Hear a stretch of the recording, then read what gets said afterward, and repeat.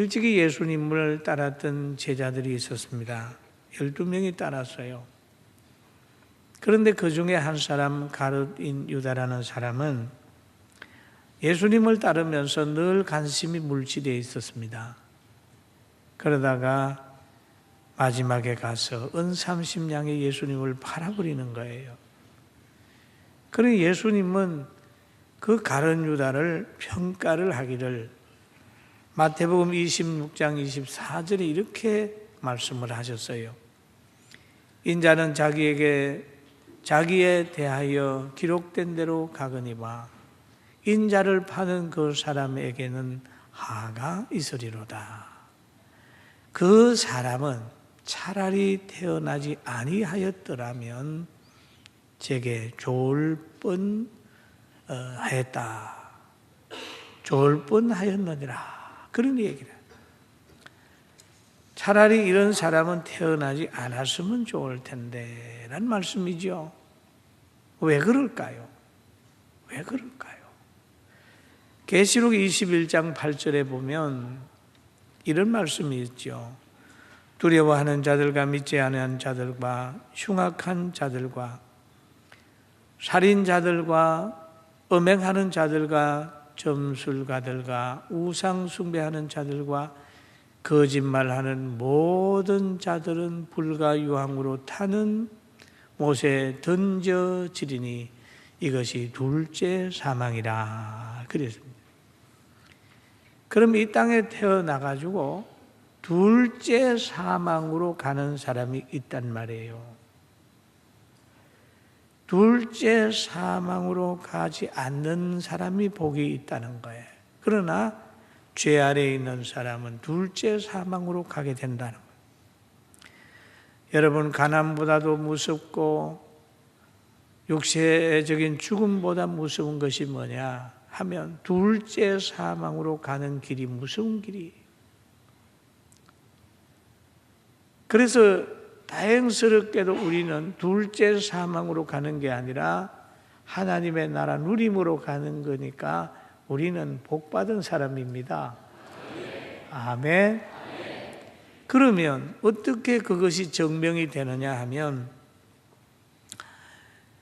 사도행 요한복음 16장 4장 6절에 보면 이런 말이 있어요. 내가 곧 뭐라고 그랬지요? 진리요.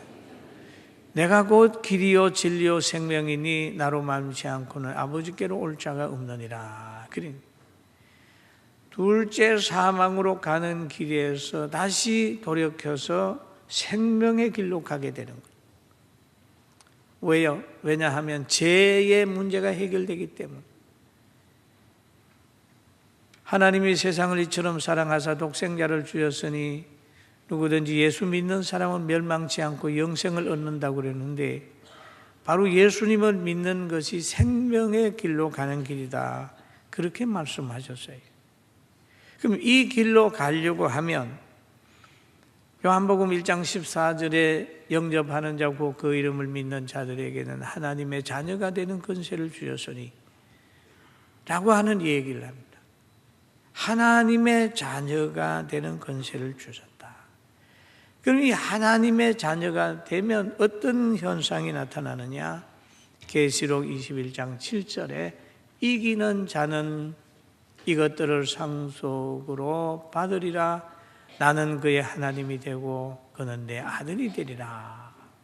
그럼 예수 믿는 사람들은 뭐냐? 이기는 자다는 거예요. 할렐루야.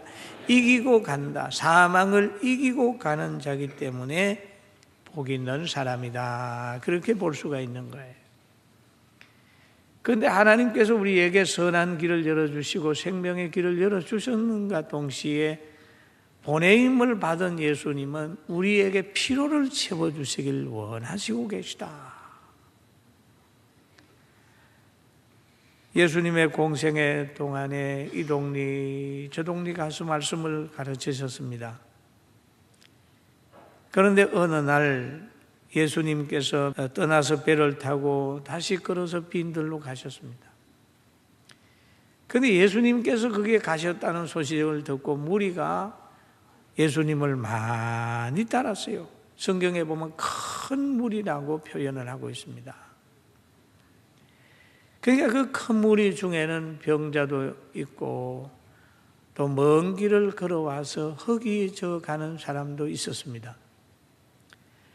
그럴 때 예수님께서 무리를 보시고 불쌍히 여겨 병을 고쳐주셨습니다.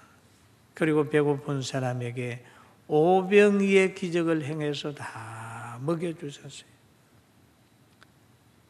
사람 편에서 보면 이곳은 빈들이기 때문에 음식을 구할 수 없습니다 라고 하는 제자들의 말도 있었습니다. 그러나 예수님은 빈들임에도 그들에게 먹을 것을 줄 수 있는 능력이 예수님에게 있었어요. 할렐루야.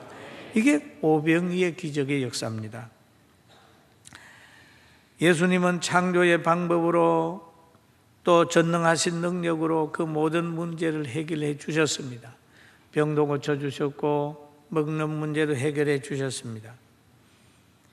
환자를 회복시켜 줄 수 있는 능력은 바로 뭡니까? 주님이었어요.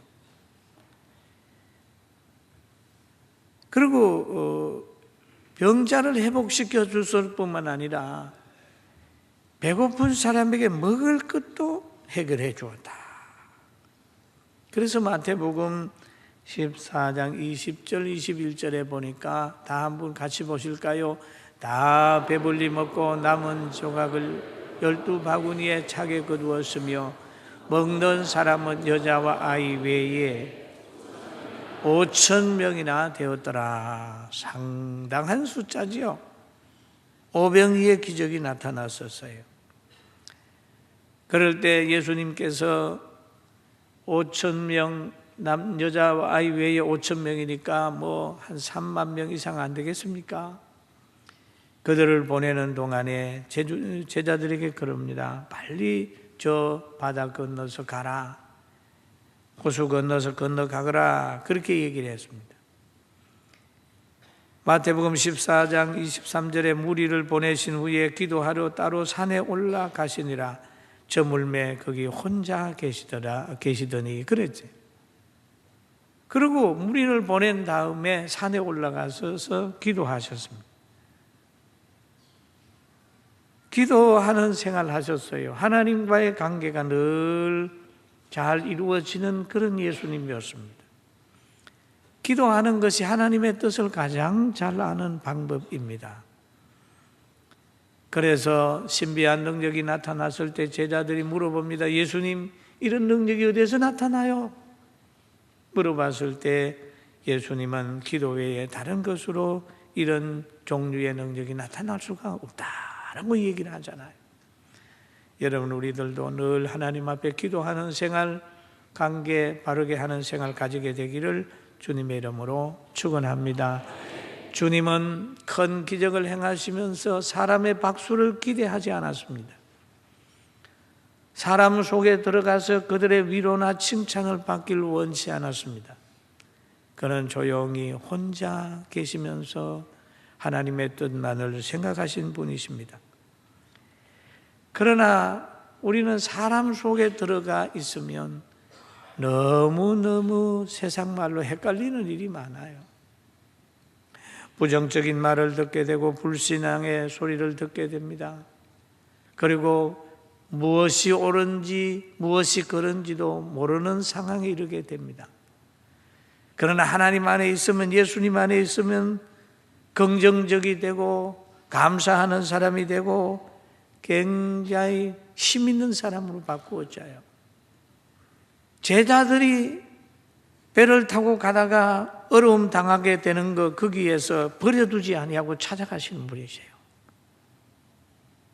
성경을 읽어보면 예수님께서 바다를 건너라 그러잖아요. 건너가라 그랬었는데 예수님 말씀 듣고 건너가다가 보니까 처음도 아니고 마지막도 아니라 제일 중간에 가니까 풍랑이 일어나 버렸어요.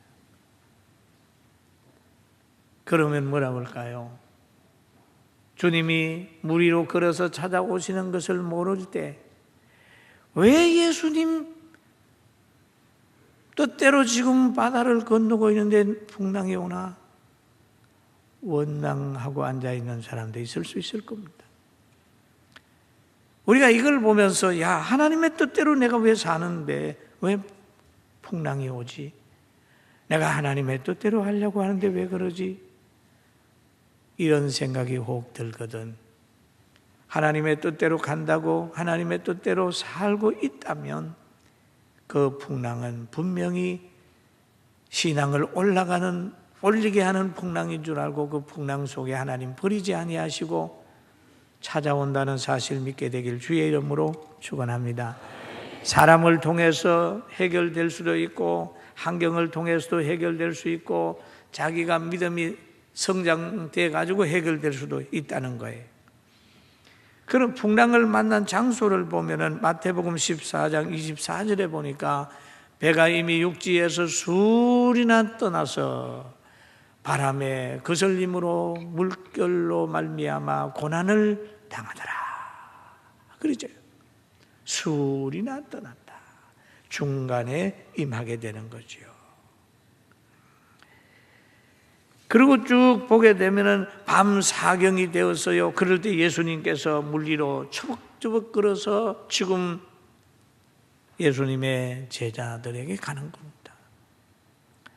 주님은 고난당하는 그들을 외면하지 아니하시고 자신의 능력과 자신의 실력으로 찾아가는 거예요. 그런데 자기들 제자들은 그것도 모르고 달빛에 어렁거리면서 찾아오시는 예수님을 향하여 유령이라고 소리 지르고 있습니다. 유령이다. 그럴 때 예수님께서 하신 말씀이 내니 두려워하지 마라. 안심하라. 즉시 이르되 안심하라. 내니 두려워하지 마라. 라고 얘기를 하고 있습니다. 여러분 혹시 풍랑을 만난 가정이 있습니까? 두려워하지 마시길 주의 이름으로 축원합니다. 축원합니다. 축원합니다. 두려워할 게 없어요. 두려워한다고 뭐 되는 게 있습니까? 그리고 그 기적을 보거든 앉아있는 사람이 되지 말아야 됩니다. 저는 가끔 연초가 되면 이 설교를 합니다. 빠지는 자가 됩시다, 물에. 그러면 목사님 왜 물에 빠지라고 그래요? 앉아서 우두커니 주님이 배에 올라오는 것만은 보는 게 아니라 주여 주시거든 나를 물 위로 오라 하소서. 그러고 물 위로 걸어가다가 차라리 빠지는 자가 될지라도 앉아있는 사람은 되지 말라는 거예요. 뭔가 믿음으로 한번 해보라는 거죠. 예수님이 말씀하잖아요. 만일 주시거든 나를 명하사 물 위로 오라 하소서. 여러분 베드로가 어부입니다. 물에 들어가면 빠질 줄 알아요. 그럼에도 예수님에게 말씀하기를 나를 물 위로 오라 하소서. 그럼 오라 하면 갈 수 있다고 하는 믿음이 베드로에게 있는 거예요. 할렐루야. 그래서 예수님이 말씀하셨어요. 오라. 베드로가 배에서 내려 물 위로 걸어서 예수께 갔다. 걸어서 갔다. 걸어서. 얼마 가다가 보니까 파도가 확 칩니다. 파도를 보는 순간에 싹 빠져들어가는 거예요. 여러분 우리가 믿음으로 시작했다가 계산하면요 못해요. 믿음으로 시작했다가 따지면은 아무것도 할 수가 없어요. 그래서 바울 사도는 갈라디아 교회에다가 이런 얘기를 해요. 너희가 이같이 어리석으냐? 성령으로 시작하였다가 이제는 육체로 마치겠느냐? 성령으로 시작했다가 육체로 마치는 삶은 어리석은 삶이라는 말을 하고 있습니다. 사랑하는 성도 여러분, 오늘 말씀을 의지하면서 당당하게 사시길 주의 이름으로 축원합니다. 지금 풍랑이 일어나 여러분 개인의 고통이 찾아오고 있습니까? 찾아왔습니까? 환경이나 여러 가지 문제가 생겨서 지금 이럴 수도 앞으로 가려고 하니까 먼 길이고 돌아가려고 하도 먼 길이고 딱 요단 갈릴리 바다 가운데 거기에 머물고 있지 않습니까? 그렇더라도 만병의 의사 되시고 문제를 해결하시는 하나님, 우리를 찾아오는 줄 알고 인내하게 되길 주의 이름으로 축원합니다. 축원합니다. 그리고 또 한 가지, 여기에 보니까 바람을 보고 무서워 빠져가는지라 소리질러 이르되 주여 나를 구원하옵소서. 이 기도하는 삶이죠. 빠져들어갈 때 막 자기 나름대로 수영한다고 허부적거리는 것이 아니라 앞에 있는 주님을 향하여 주여 나를 건져주세요 라고 얘기합니다. 우리가 어떤 어려움을 만나면 기도하지 않고 막 사람을 찾아서 나 도울 사람 없는가 찾아다닐 때가 있습니다. 다 헛수고입니다. 기도하고 하나님이 허락하는 사람을 만나야 열매가 맺혀져요. 할렐루야. 아멘. 이 기도의 능력은 상상을 초월하는 것입니다. 여러분, 아이가 무슨 문제를 만났을 때 자기 힘으로 해결하려고 하면 힘들잖아요. 이럴 때 지혜로운 아이는 뭡니까? 아버지한테 전화하는 거예요. 어머니한테 전화하는 거예요. 전화하면 아버지 실력만큼 보호받고 어머니 실력만큼 보호를 받습니다. 우리가 어려운 일을 당하게 되면 하나님께 기도하면 하나님의 실력만큼 보호받습니다. 아멘. 하나님의 실력만큼 여러분, 그 나라 백성은 그 나라의 실력만큼 보호를 받아요. 양은 목자의 실력만큼 보호를 받습니다. 환자는 의사의 실력만큼 치료를 받습니다. 성도들은 목사의 실력만큼 설교를 듣습니다. 가정의 자녀들은 가장의 경제 실력만큼 자녀들이 보호받고 누릴 수 있습니다. 여러분, 우리가 믿는 하나님의 실력을 알고 그분의 보호를 받게 되길 주의 이름으로 축원합니다. 그리고 마태복음 14장 31절에 보니까 같이 봅니다. 예수께서 즉시 손을 내밀어 그를 붙잡으시며 이르시되 믿음이 적은 자여 왜 의심하느냐. 그렇죠. 왜 의심하느냐. 여기에 보면 즉시라고 하는 표현이 있어요. 즉시 손을 내밀어. 즉시 손을 내밀어. 그를 붙잡으시며 이르시되 믿음이 적은 자여 왜 의심하느냐. 너가 믿음이 있으면 계속해서 걸어올 텐데 믿음이 적은 자여 왜 의심하느냐. 그러면서 예수님이 손을 다 물에 빠진 그를 베드로를 건져주고 있습니다. 실패의 원인이 어디에 있느냐? 믿음이 적은 데서 있는 것이고 실패의 원인이 의심하는 데서 있다. 기도하는 사람이 왜 받지 못하느냐? 의심하고 기도하기 때문에. 의심하는 사람은 바다 물결 같아. 여러분, 의심 없이 기도할 수 있는 강한 믿음이 있기를 주의 이름으로 축원합니다. 여러분, 믿음으로 시작했으면 계속 믿음으로 가야 됩니다. 그리고 여러분, 믿고 서로 하나님의 뜻인 줄 알고 결혼했으면 믿음이 없어서 조금 풍랑을 만나가지고 있을 때 여기에서 인간 편에서 허우적거리지 말고 하나님 앞에 기도해서 다시 한번 자기를 잘 돌아보면서 첫사랑 회복하는 우리 모두가 되기를 주의 이름으로 축원합니다. 우리가 하나님의 뜻을 알고 감사하는 사람이 되어야 된다. 여러분뿐만 아니라 저도 목회하면서 몇 번의 고비가 왔습니다.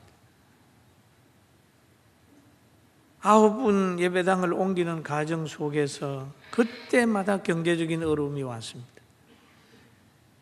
그럴 때마다 계산해보면 계산이 안 나옵니다. 온 밤 지새우면서 한숨 푹푹 쉬고 그렇게 있다가 결론은 하나님이 하시면 하시지.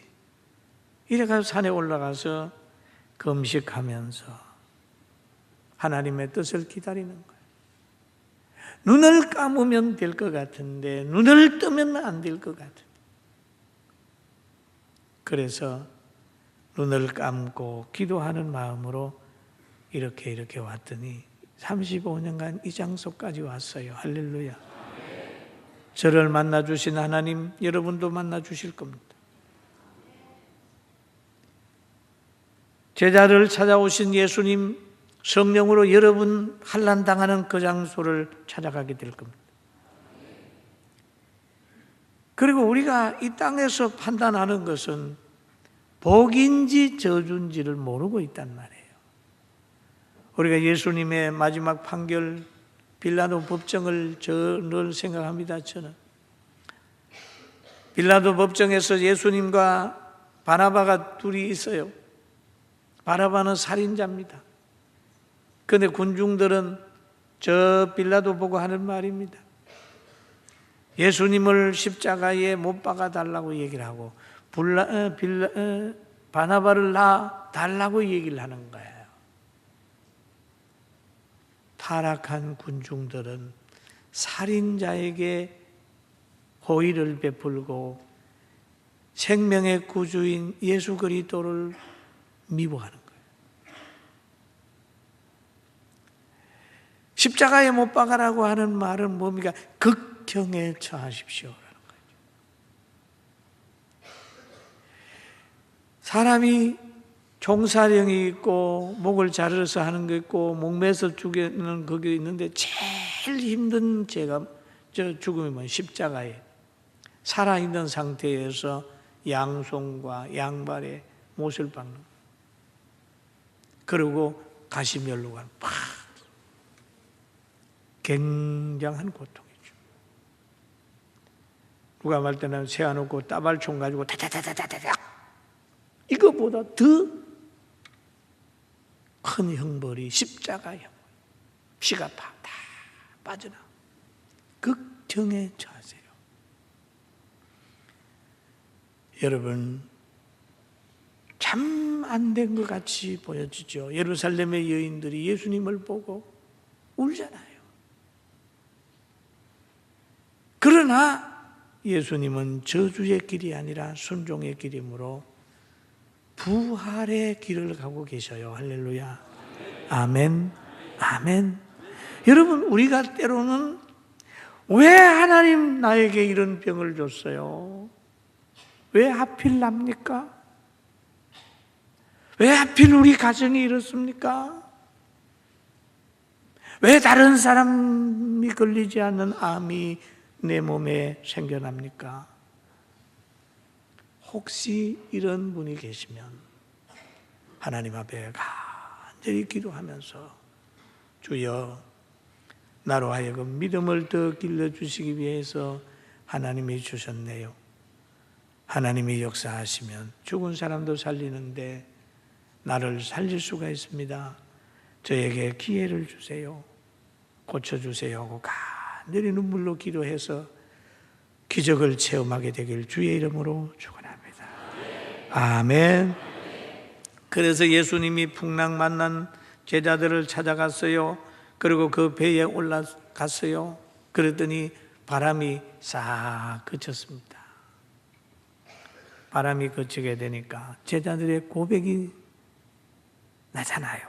마태복음 14장 33절 읽어봅니다. 배에 있는 사람들이 예수께 절하며 이르되 진실로 하나님의 아들이소이다. 이 사람들은 풍랑 만난 그것이 예수 그리스도의 능력을 다시 한번 깊이 깨닫는 환경이 된 거예요. 진짜로 진실로 하나님의 아들이소이다 라고 얘기를 하죠. 고난의 학교에서 하나님의 뜻을 깨닫게 되고 예수 그리스도가 하나님의 아들임을 깊이 깨닫게 되는 거예요.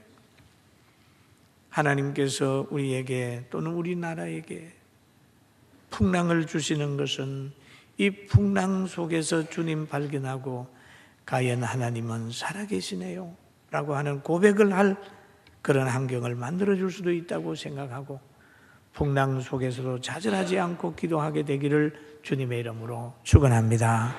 기도하겠습니다.